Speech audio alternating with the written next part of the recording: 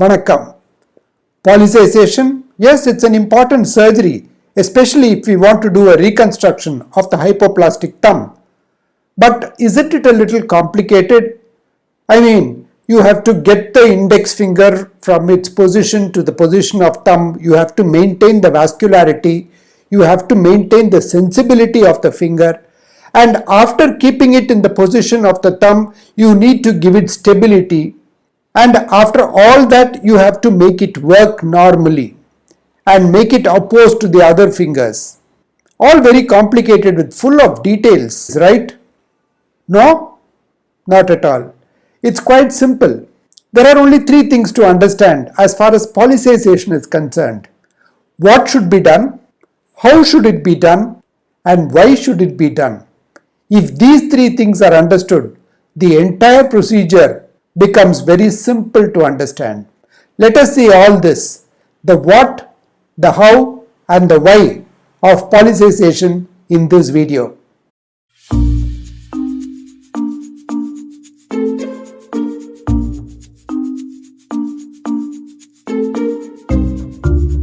Pollicization, as we have seen in the previous video, is one of the most important procedures required in the reconstruction of the hypoplastic thumb. So we need to know all about it. The history of how this procedure started is as interesting as the procedure itself. Littler in 2005 wrote an article on making a thumb, a century of surgical effort, which describes reconstruction of the thumb. Germain Pre spoke about pedicle transfer of middle finger to create the thumb way back in 1885. Hilgenfeldt in 1943 re-described the middle finger pollicization based on the palmar skin neurovascular bundle. But it was Gosset in 1949 who islanded the index finger and transferred it on a neurovascular pedicle. But all said and done, it was Dieter Buck-Gramko who published his experience of 100 operations in 73 cases in an article in 1971. The technique was modified by Manske and Fouché, but the basic procedure remained the same. Again, in 1991, Buck-Gramko shared his experience of 400 operations of pollicization. There were also many changes in the incisions for the procedure over the years. The word pollex refers to the innermost digit of the hand, which is the thumb. So, pollicization refers to making a thumb. Traditionally, it has been the use of the index finger for pollicization. But there have been reports of using other fingers also. For example, in this article where Dr. Bhaskaranand Kumar and Dr. Anil Bhatt have presented a case of pollicization of the ring finger. The indications for pollicization procedure are mainly congenital hypoplasia with absence or instability of the carpometacarpal joint of the thumb. This could occur in types 3B, type 4 or type 5 hypoplasia. But it is not just in congenital hypoplasia of the thumb or loss of thumb that pollicization is indicated. It is also indicated in trauma, where traumatic loss of the thumb can be reconstructed by using the index finger. Conditions like macrodactyly, where uncontrolled growth of the thumb leads to a totally dysfunctional thumb requiring an amputation, and also in other congenital conditions like the five-fingered hand or the mirror hand. The indications are quite straightforward, except a little bit of controversy when talking about indications in type 3B or type 3C, where the question of is it really indicated arises, because it involves sacrificing a very small thumb to get the index finger, hence converting the hand into a four-fingered hand. We have already discussed this in great detail in the previous video, and you can always click on the link above to see the details in that video. We had spoken about the alternate methods of reconstruction in such 3B and 3C hypoplasia of thumb, where even phalangeal transfer can be used for reconstruction. Scott Cosin, a pioneer in the procedure of pollicization, says I firmly believe that the best substitute for a deficient thumb with small girth, unstable carpometacarpal joint and or insufficient extrinsic or intrinsic muscles is a mobile and functional index finger. Adrian Flatt, in a personal communication, has said that he would extend the congenital indications for pollicization to include any thumb that is smaller than a little finger. That is because he felt function trumps form. Function is more important than form.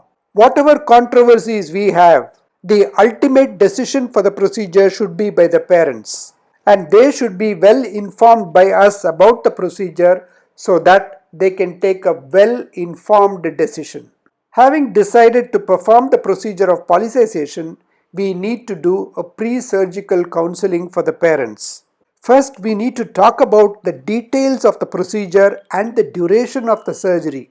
We then need to talk about the anesthesia and the possible complications of anesthesia. We must also stress upon the need for immobilization post-operatively and aftercare that must be given for the hand and the child. Of course, complications are possible and all these complications should be explained to the parents. In the end of this video, I shall be talking about the possible complications of the procedure of pollicization. We also need to talk about the need for secondary procedures to finalize function in the transferred finger. We shall now see the details regarding the technique of pollicization. I shall be describing this procedure as a sequence of steps. There are so many important steps, we should never miss any step. And I shall be talking about what should be done, how should it be done, and why should it be done. The first basic thing, of course, is getting ready. That is, the anesthesia, which is usually general anesthesia, the position of the child, which is supine position, and the use of the tourniquet. And exsanguination needs to be moderate as we need to see the veins. The second step is making the markings for the incisions. As I have mentioned earlier, it has gone through many phases and there are many designs of incisions that are still being used. I shall talk about one particular type of incision which has been stressed upon by Dr. Mukund Tate in his experience. The important point is to get more glabrous skin along the palmar aspect of the thumb to provide an excellent thumb index web space. First, a marking is made on the dorsum of the index finger over the metacarpal head and over the proximal interphalangeal joint. These 2 points are joined by a straight line.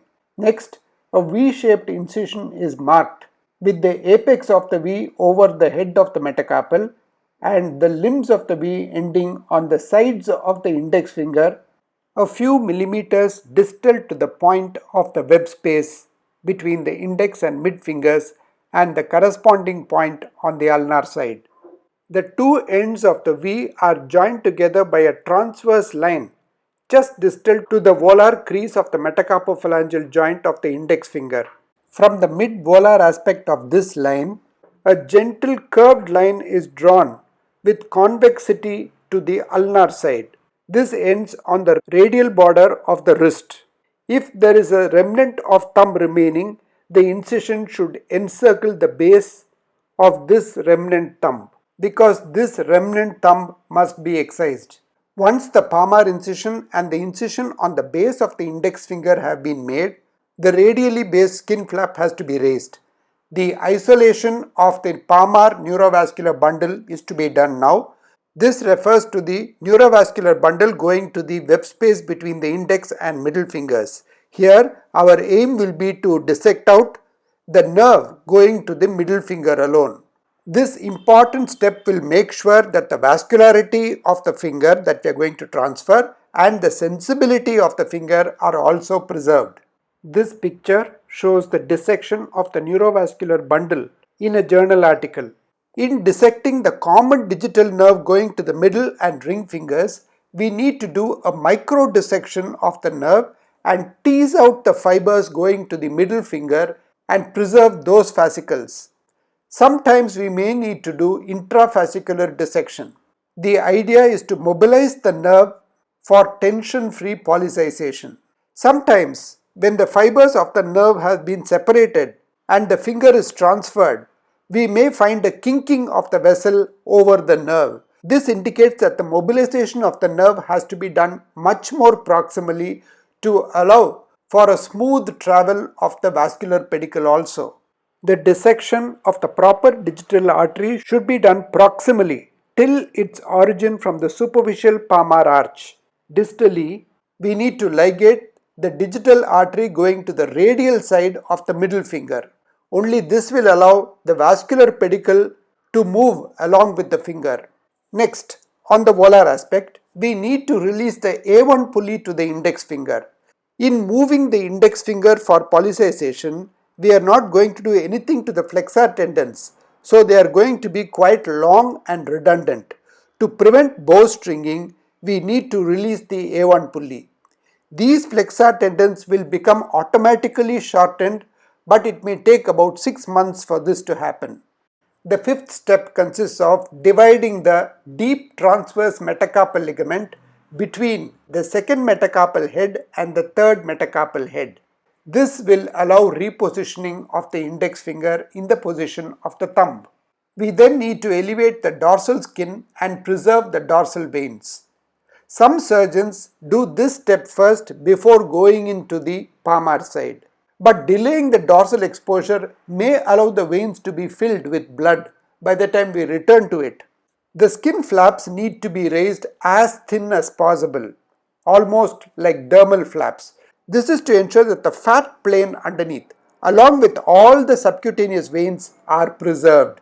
This will ensure a good venous drainage of the finger that is going to be transferred.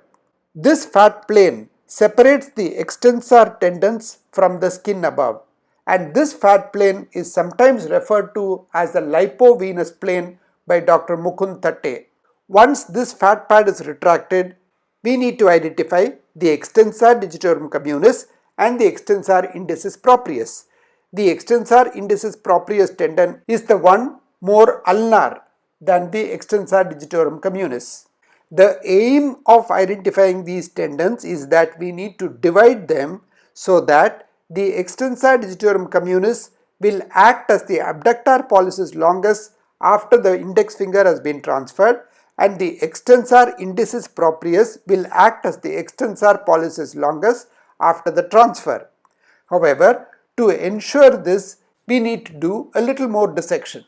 First, we need to divide the extensor digitorum communis tendon proximal to the metacarpophalangeal joint so that when we pull on it, only the metacarpophalangeal joint will extend. That is, we are trying to make it an extensor of the future thumb at the carpometacarpal joint. The extensor indicis proprius must be separated from the extensor digitorum communis for a greater distance distally up to the middle or distal third of the proximal phalangeal region, so that when this is extended, it is only the interphalangeal joints, mainly the distal interphalangeal joint, will extend. So this has to be divided after it is freed from the extensor expansion. So at the end of this dissection and division of the extensor tendons, the extensor digitorum communis will now act on the metacarpophalangeal joint only, and the extensor indicis proprius will act on the PIP and DIP joints. The proximal cut ends of the tendons also must be identified and tagged. The importance of this step is that we are going to shorten the extensors to give a good stable thumb. We have taken care of the flexors by dividing the A1 pulley. We have also dealt with the extensor tendons. Now we need to deal with the intrinsics. We need to elevate the first dorsal interosseous muscle and the first palmar interosseous muscle from the index metacarpal and the metacarpophalangeal joint with a strip of extensor hood. This dissection must be a sharp dissection and should leave behind the periosteum of the metacarpal bone. After dissection and division of these two muscles, they must both be tagged and kept ready. Likewise, the distal cut ends of these muscles, that is, the radial side lateral band for the first dorsal interosseous muscle and the ulnar side lateral band for the first palmar interosseous muscle must also be tagged. When we are going to suture it again in the position of the thumb, the suturing must be done as distal as possible, that is, as close to the proximal interphalangeal joint as possible. Only then the maximum effect of these muscles will be seen.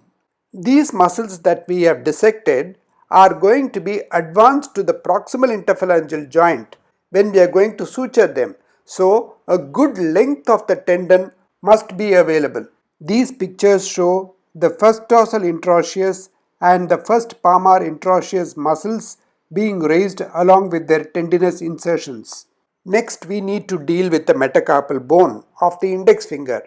This bone has to be shortened by removing the majority of the metacarpal bone, including 5-cis ablation. We can use a fine bladed saw to cut the metacarpal perpendicular to the bone through its distal metaphyseal portion. If it is a very young child, a number 15 blade will be enough to cut this portion of the bone. Similarly, proximally, the metacarpal bone must be disarticulated from the carpometacarpal joint. The intervening segment of the metacarpal of the index finger can be discarded. This way, we have only the head of the metacarpal of the index finger. We have the proximal phalanx, middle phalanx and terminal phalanges. The head of the metacarpal is going to represent the trapezium in the newly formed thumb. The metacarpophalangeal joint is going to represent the carpometacarpal joint of the thumb. The proximal phalanx of the index finger is going to represent the thumb metacarpal. The middle phalanx of the index finger is going to represent the proximal phalanx of the thumb, and the distal phalanx is going to remain the distal phalanx along with the nail complex. The tunicate is released now and hemostasis secured. If necessary, it can be raised again. This finger should not be immediately transferred. There is a problem in using the metacarpophalangeal joint of the index finger as the carpometacarpal joint of the thumb, because as we know, there is a lot of hyperextension possible in the metacarpophalangeal joint of the finger. We need to prevent this on the thumb.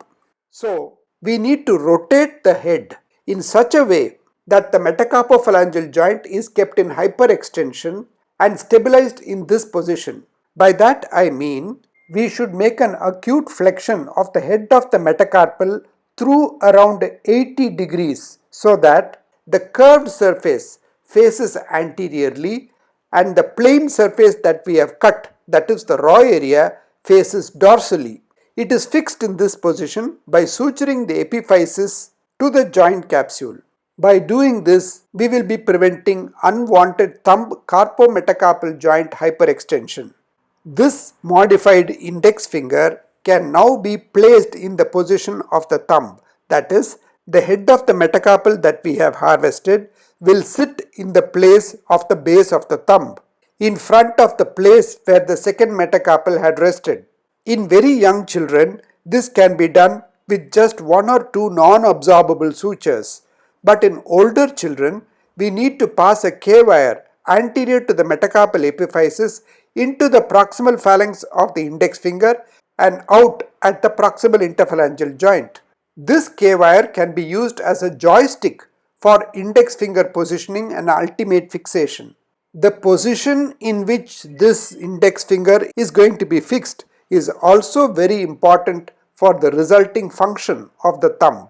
There are 2 important positions for the thumb. This is the position of palmar abduction of about 40 degrees. This position is very important to achieve opposition of the thumb with the fingers. The second important position is the position of pronation of the thumb.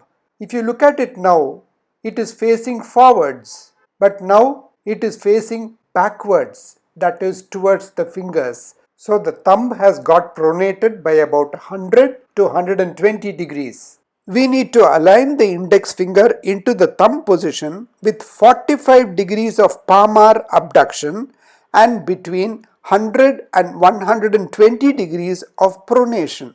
Once the correct position and alignment of the new thumb has been confirmed, it can be fixed either with non-absorbable 4-0 sutures or a K-wire drilled retrograde across the metacarpal base to secure the position.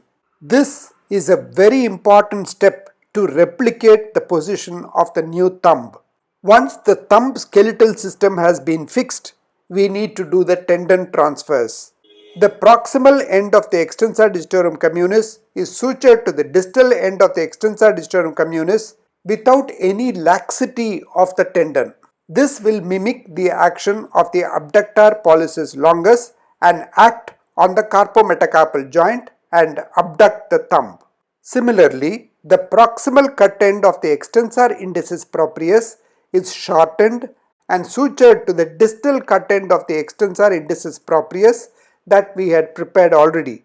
This will ensure that it acts like the extensor pollicis longus and act mainly on the proximal and distal interphalangeal joints. Next, we need to do tendon transfers to restore the intrinsic function to the pollicization. Only if this step is done correctly, we can maximize the function in grasp and pinch of the pollicized finger. The first dorsal interosseous muscle that we have dissected and kept ready is sutured to the distal radial side lateral band that we have also dissected and kept ready. This will produce palmar abduction of the thumb, that is, it will mimic the action of the abductor pollicis brevis. Similarly, the first palmar interosseous muscle that we had dissected and kept ready is sutured to the ulnar side lateral band that we have also dissected and tagged. This attachment will now help in adduction of the thumb, mimicking the action of the adductor pollicis muscle. That completes the skeletal fixation and the tendon rebalancing. The inset of the skin can be done with absorbable suture, and skin inset should be advanced and inset along the palmar aspect of the new thumb. This will make sure that there is a good web space skin. We also need to avoid a suture line falling in the thumb index web space as it may contract later with growth of the child. Aftercare is as important as the procedure itself. A bulky hand dressing with a long arm soft cast is ideal, keeping the elbow in 90 degrees of flexion. But some surgeons like Dr. Thatte use only bulky above elbow dressings. Care must be taken while doing the dressings. We should ensure circulation, protect the pollicization, and decrease the chances of inadvertent dressing removal. We shall now see some of the complications that can occur after the procedure of pollicization. These complications can be classified as early and delayed according to the article by Bhaskaranand Kumar and Anil Bhatt in an article in 2011. The first and most important complication is vascular compromise. This may result in a total loss of the transferred index finger, which would be a disaster. Luckily, it is very rare. Marginal necrosis may occur and this may need dressings or skin grafting to heal the wounds. The vascular compromise may be an arterial inflow compromise, which is rare. Buck Gramco had documented one loss in 100 procedures. The causes of such arterial inflow compromise could be a careless dissection or not recognizing anomalous anatomy. Venous congestion is the most commonest cause of vascular compromise, and the remedy is to include at least one dorsal vein. The lipovenous plane described by Dr. Thatte, which I have already elucidated earlier on in the video, will prevent this venous insufficiency. The occurrence of late complications is understood by a few statistical studies. A study done in 1991 by Sykes et al. Said that 36% of patients underwent another surgery to achieve satisfactory results, which included scar revision, opponentsplasty, and excision of bony spikes. Similarly, in a study done in 1985, Mansky had reported the need for tenolysis, arthrodesis, and rotational osteotomies to get back optimal function in the pollicized thumb. The four commonest late complications of pollicization are first web space contracture, stiffness of the transferred finger, lack of opposition and extension, and excessive length of the transferred finger that occurred along with growth of the child. The first web space contracture can occur due to a suture line falling in the web space. This can be managed with Z-plasties. Stiffness of the transferred digit is usually attributed to poor preoperative function in cases of radial dysplasia. This means the resultant thumb can only act as a post for holding larger objects, but finer objects cannot be pinched or grasped. The third complication is lack of opposition in the pollicized thumb. This is expected in radial dysplasia, and we may need to do secondary opponents plasties to get back good intrinsic function. Extensor deficit at the metacarpophalangeal joint is also a frequent problem, and this can be prevented if primary shortening of the extensors is done in the procedure of pollicization that we have already discussed a little earlier. Excessive length of the pollicized thumb can occur if there has been a failure to ablate the index metacarpal epiphysis. If it occurs, it requires an epiphysiodesis of the metacarpal growth plate. Sometimes there may be a rotational error, and these errors can be corrected by metacarpal osteotomies. Let us now summarize to see how the index finger has been made into a thumb. The metacarpal of the pollicized thumb is represented by the proximal phalanx of the index finger.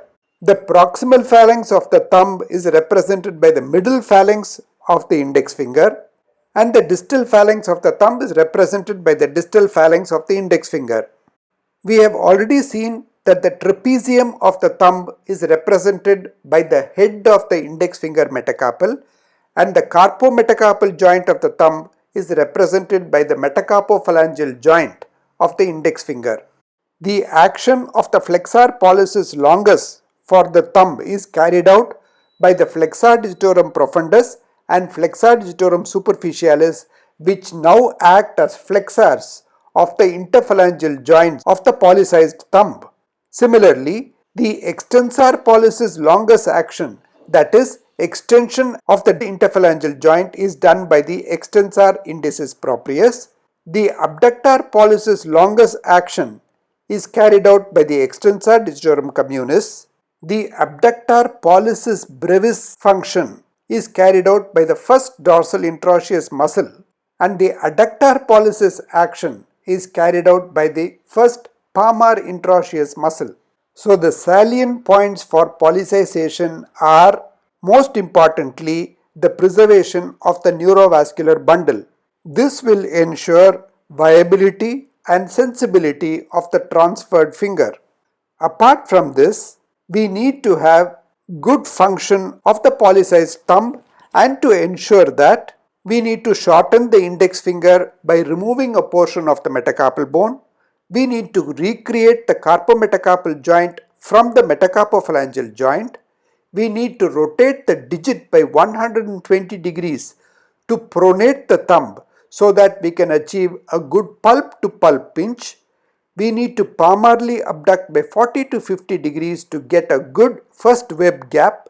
We need to shorten and readjust the tension of the extensors, and we need to reattach the intrinsics to form a thenar eminence and get back good grasp and pinch. I hope you liked the video. I enjoyed making it. Please do click on the shown links to see more about hypoplastic thumb classification and the other congenital anomalies. And do not forget to subscribe to stay connected with the latest in learning hand surgery, plastic surgery, trauma surgery, and ethics.